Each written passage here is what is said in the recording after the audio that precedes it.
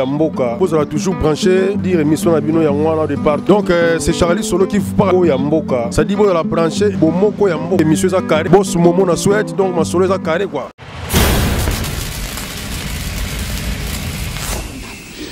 Werason rend déjà hommage à la femme avec cette soliste femme qu'il vient de recruter au sein de ce groupe. Elle s'appelle Sarah Solo. Werason qui a reçu également un artiste musicien d'origine ougandaise, Eddie Kenzo, qui vient reçu avec Sankara.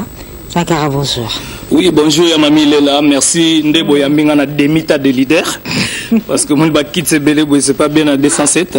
Dans le programme Ezali, na minute toza le 8 mars, tozo beta na kata la Zamba Playa.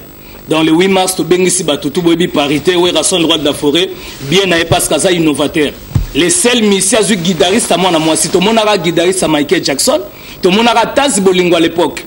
Mais lelo pena na ndenge que guitariste à moi na moi, en tout cas à valoriser moi na moi si. Tout le monde a ba couple bolo ba mais yaki moi si na mobali bazoyemba. Mais lelo pena to sentir que guitariste abandi ko beta événement salami ya mami lela. En tout cas outil Côte d'Ivoire, ayaki na Kenya Airways, afandi parce que lelo so zu musicien moko aya ko luka vie abonga na vie. Aina aéroport ba ko memoti na ndako wera.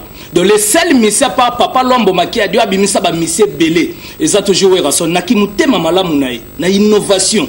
À la gesibiso solo ya 7 jours de la semaine. Yango ya abino na minute yo mwana mwasa beta. Ya mami lela mwana mwasa bande beta 4 bato ba piquer crise dans la samba, to na problème ba na mama e motozo landa so na bango.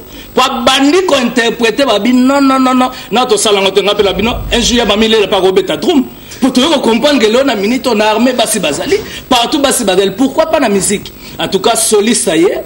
En tout cas bana nyonso ya poto bo comprendre que boya boromo na ndeni ezala et puis Ricky Kabambi a lobby en tout cas félicitations na Werason et puis PDG Lima Imona a sepeli toujours Werason Adolphe Mutebati Lamwina moi non abetika premier jour a sombele parcelle c'est très risquant et puis Mbete Boutros na pese vraiment mbote na chez la RM et puis Mbutamania son éminence maître Kazie puis Banzungu Awera na jeep na ngeza libanda mami lela na saluer d'échappement nango parce que lelo na minute avant matin na jeep na nga fo sokola 8 fois au sambele sakola mana notre père qui est aussi au mati amen amen Sankara d'écoute. Alors on va retrouver en image cette prestation de la nouvelle soliste du groupe Wenge Musica Maison Mère de Werason, mais également la partie studio entre la partie des détentes entre Werason et Eddie Kenzo, artiste monsieur ougandais qui a séjourné un temps ici chez Werason. Pas trop de commentaires, ce sont des images qui vont faire plaisir au PDG Ali Maïmouna, mais également à Ricky Kabambi, Passe Claire, Werason et tous les siens en image. Le roi de la forêt Igwe, phénomène Ngiaba Makanda Werason.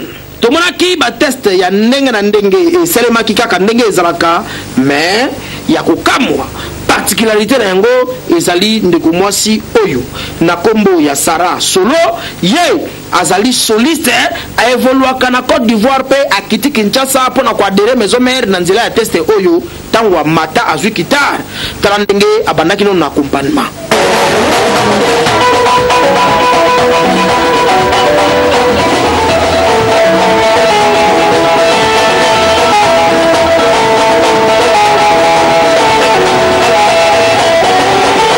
Et bon tangu akomaki ko beta ba solo ya Wenge Musica Maison Mère ya ba 1900 deux fois te yokelange lokoyo.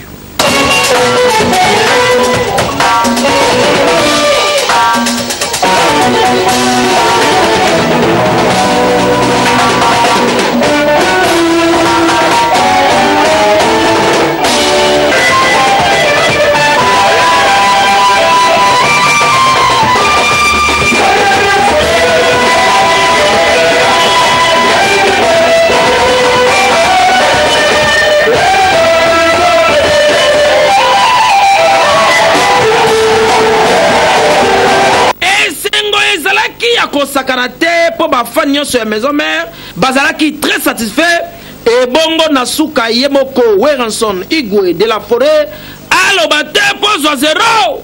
Bon ma histoire il y a clan Wenge c'est pour la première fois tous wa soliste à moi si et puis jeune fille makamutio zo sala maoyo pour comprendre peut passer du de la semaine rosale si et un silence du chef pourquoi de gauche à droite? Tous dans le système, il y a.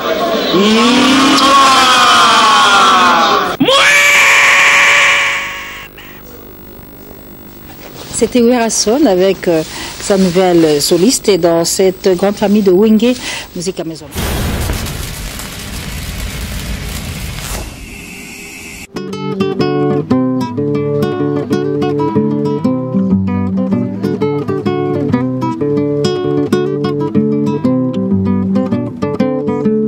Yamboka, vous allez toujours brancher, dire émission à Bino Yamwana de part. Donc c'est Charlie Solo qui vous parle. Yamboka, ça dit vous allez brancher, bon moko Yamboka, émission à carré, boss Momo na souhaite, donc ma solo à carré quoi.